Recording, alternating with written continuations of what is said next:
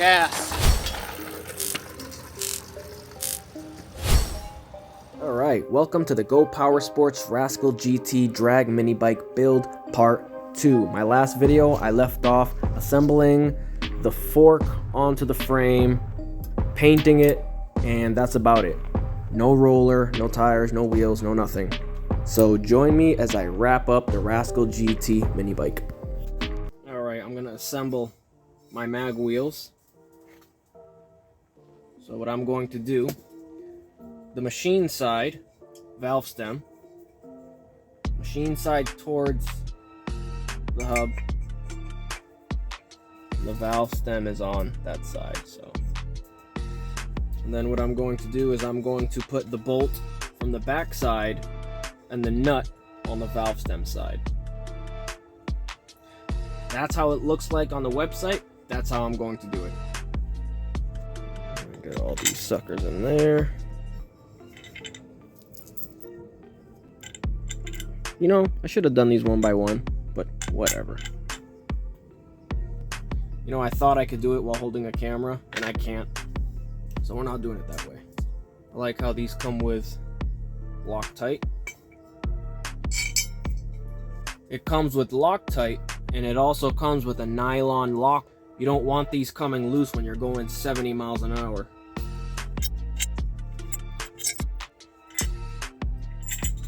Alright, that's what it looks like, all loose. Now I just gotta get the Allen key and socket and tighten these suckers up. And then the fun part of getting the tire on this. Because that's always fun when you don't have the proper tools.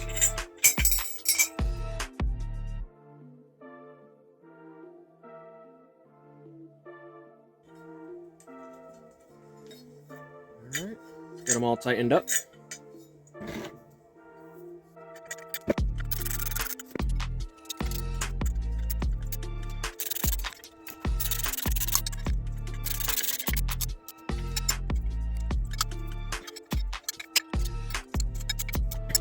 I have heard that getting this tire on these rims is awful to do. They have a tool, it's called a, it's like a tire scissor. You put it in and then you open it up. They sell for like $100. I want one, I should have bought one.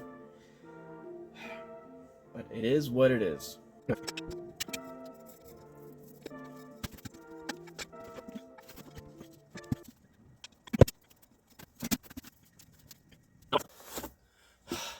I got one side in. What a nightmare. All right. I got it on. Oh, that was a nightmare. All right, here's me doing this with the proper tire mounting tool. It's called a it's just called a tire changing tool. And they have one for the 5-inch tires or the 6-inch diameter tires. I got this thing off bmicarts.com. It was about 99 bucks plus shipping. Was it worth it? Yes, it absolutely was worth it. Anybody that's ever tried mounting one of these tires, especially the slick tire on a 6-inch rim, you're gonna know how frustrating it is getting that stupid tire on the rim. You're gonna scratch your rim, you're gonna mar it. Trust me, get the tool. You're not going to regret it. It's going to be a valuable tool to have in your toolkit. Alright, there we go. The matching set. Alright, I got these 7/8 handlebar end caps that are meant to go here. And I figured I can use these to cover these holes on the Rascal fork. So I'm just going to loosen up these bars and slide these suckers in and tighten them up. Should go well. Look at that. Put my oil catch can on. I put one of the engines on it just so I can kind of mock up where everything's going to go, but I like it there. For the oil catch can, I'm using these, I think they're like fog light mounts or something, but they come with different size adapters, so you can mount it to whatever diameter frame that you need, but they're very strong, they're very sturdy, and they work well with this Amazon style catch can. I got the gas tank cover plate, pretty nice, Go Power Sports. I got the gas tank, aluminum, got this from Amazon. I also got the throttle cable to kind of match the chrome accents of the build. Very nice. I'm happy with that. I want to say it's officially a roller. Look at that.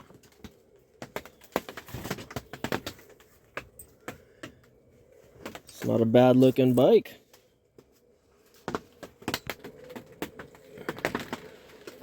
I gotta figure out spacers for back here. But I'm happy. So I scrapped together an engine because I was just eager to see what this thing looked like fully assembled, and I'm pretty pleased. I threw on a torque converter because I figured if I put on a clutch, it's not going to be the clutch that I want. I want to get a nice 2 or 3 disc clutch to complement the built engine that I'll eventually throw on it. So I just threw on a torque converter and, you know, I just gave it a test run and the frame rides pretty good. Went for a quick run and squeezed out a measly 52 miles an hour. Not great, but who cares? This isn't the engine I want on this thing anyways. I got the engine. Went with a 236cc engine. I'm going to put the engine specs on the screen. You can pause it. You can go through it. You can screenshot it to try to replicate it. In my instance, I actually had the guys at the DIY 4Cycle Performance Parts guys assemble the motor. It was going to be a short block, and then it eventually ended up being a long block. After going back and forth with the guys there, they answered all my questions. I have full confidence in the build. So more specifically on the engine builder, shout out to Britt Dover of Dover Power LLC. What you see here is I took the oil filler cap off. I stuck a camera down there just to get an initial view on the rotating assembly, and everything looked good.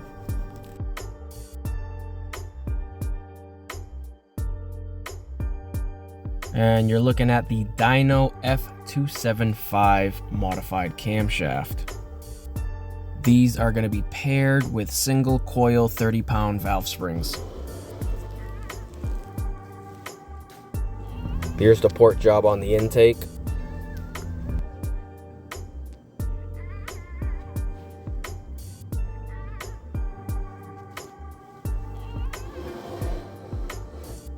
And here's the exhaust side.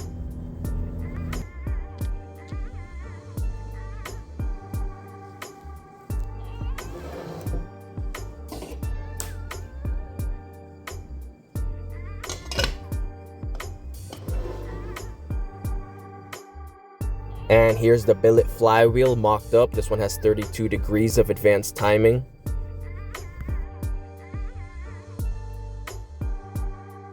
Because I'm going to vent the crankcase to the valve cover, I popped off the front case cover so I can drill and tap that.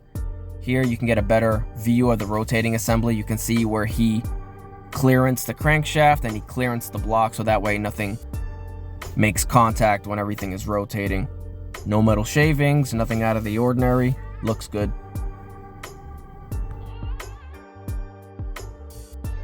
As far as the barbs go, this is what I went with. I went with a 3/8 inch barb to a 1/8 NTP fitting. Of course, I got the 1/8 to 27 NPT drill and tap kit off Amazon. This is the area I decided to drill and tap. Worked well for me. And there it is. So the engine did come with a drill and tapped valve cover, although I felt the fittings were a little too small on the diameter, so I upped the barb size so that way it can match the hose coming from the crankcase cover. Here's the Rascal GT back to a rolling frame. Took the old stock engine out of there. Now for the 236cc. Alright, I gotta torque this guy down. I have to gap this with a feeler gauge and then torque that sucker down. Then put that thing. It looks cool, but I suspect that with the cam I got in here, I'm gonna pull it one time and it's just gonna crack, and then I'm gonna throw it away and not care. Alright, flywheel is torqued. I'm actually using the one I use for my AR-15s, which this is a nice proven provenly calibrated torque wrench. Don't know if that's a word. All right, now let's set the gap on the coil and tighten those suckers. And I got the coil gap set. And it's nice and torqued. Very nice. Well, got the pull start on there. Very shiny, very nice. I don't have too much faith in this. I do believe at one point I'm gonna crack it and then I'll throw this pretty one back on. Who knows?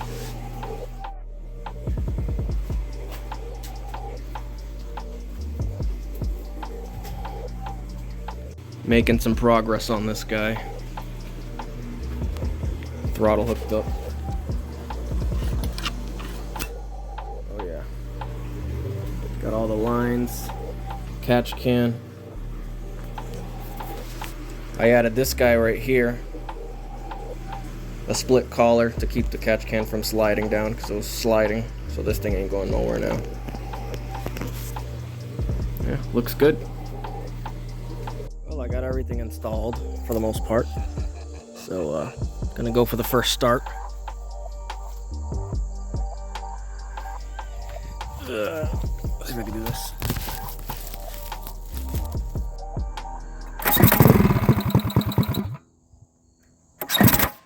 Oh my god.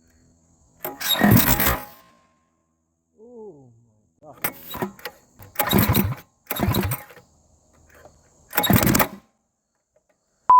Alright, let me stop the video to share a nugget of information that I learned the hard way, because I kept breaking pull starts. This is what you gotta do. Pull the pull start slowly, feel the piston come up on the compression stroke, listen for the psst of the compression release, letting the compression out, go a little past top dead center, put the cord back in, and then yank the pull rope to give it a start. Or else you're just gonna keep breaking pull starts like I did here. Ready to see the aftermath? I can't even get this bolt out. Yeah. Oh my gosh. Thing just broke. I finally got it running. I got it idling good. It's been idling for about 15 minutes. I'm gonna do this a couple more times, then I'm gonna change the oil. I'll let it idle a little more, and then I'll gradually give more load on the engine until I eventually go for that high speed run.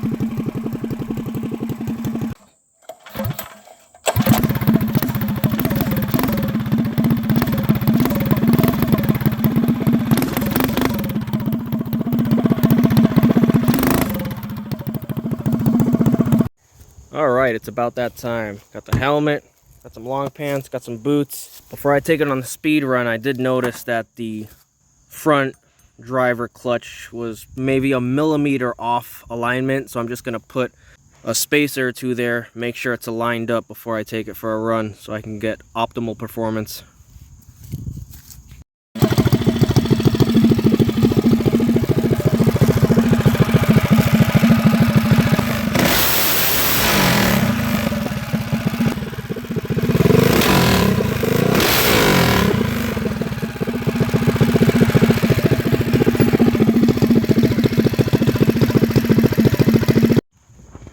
Just needed to add one washer and we're good to go.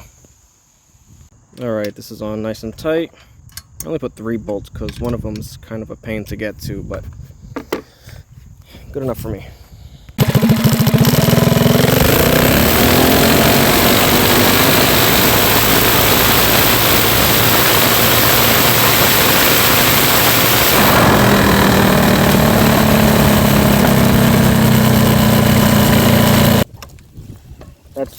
That's terrifying, honestly.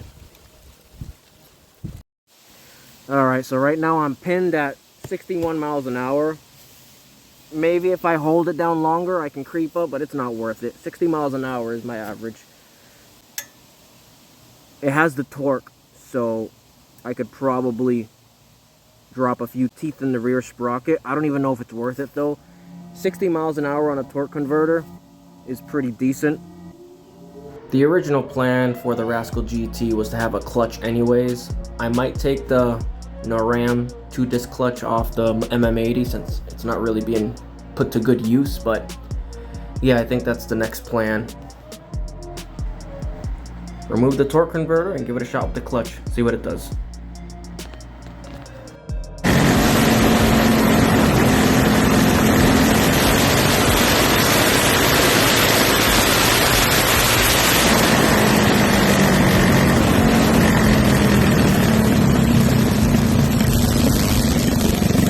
So I have a 54 tooth rear sprocket in the back. I could knock a few teeth out to try to get that 70 plus mile an hour, but I wanted to go to a taller tire anyways, so I'm gonna change out the 10.5 inch tall tire with a 13 inch tall slick. And I think that should get me 70 plus miles an hour. So on November 18th last year, I found this Bully clutch parts lot. It was 60 bucks, and it just came up with a bunch of random Bully clutch components: discs, snap rings, bolts, washers, roller bearings, everything. And I figured, you know what? Maybe I'll get a good deal on a Bully clutch on eBay. Lo and behold, check this out: 3-disc, 6-spring Bully clutch. It looked fairly complete. Had this weird extended sprocket on there. But yeah, I got this thing in the mail. $125. I got this thing in the mail, rebuilt it. My sprocket from the NARAM clutch fit right in, and I mean, I scored like a $500 clutch here. Check it out. Look at that guy. Bully 3-disc clutch. That thing is a monster. I lucked out. My sprockets that I had fit, the bushings, the C-clips that I had fit. Everything seems to look good. But yeah, that thing looks monstrous. I'm about to take this thing for the test run with the new 13-inch tall tire. It's really like 12.7. Same 54 tooth in the back, same 15 in the front. I swapped out the NARAM clutch for a 3-disc Bully. Other than engagement and launch, it shouldn't change the top speed at all.